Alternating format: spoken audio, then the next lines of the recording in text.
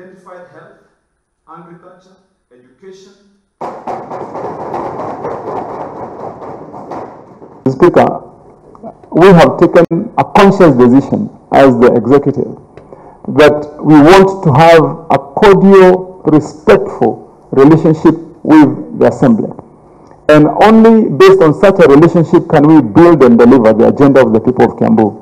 Mr. Speaker, we are unequivocal as the county executive arm of this government that the services that the arm, that is the legislature, plays is critical and vital to service delivery, Mr. Speaker.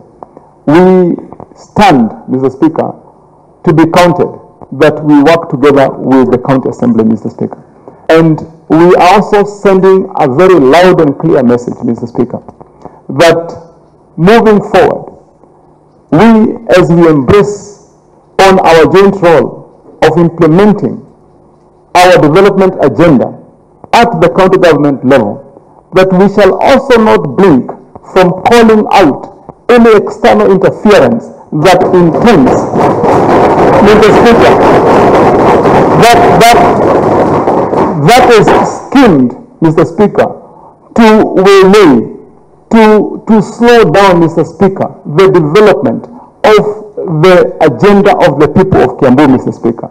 Under the stewardship of the Speaker, Charles Diogo, and His Excellency, we want to assure the greater people of Kiambu that we shall do whatever it takes. The entire committees in this assembly has been working day and night to make sure that we attain our goals and the objective of this assembly. We want to assure you that we shall not be let down. The registration that we are supposed to, the budget and appropriation committee, because of the supplementary, is still ongoing, and we have given them timeline as a part of leadership.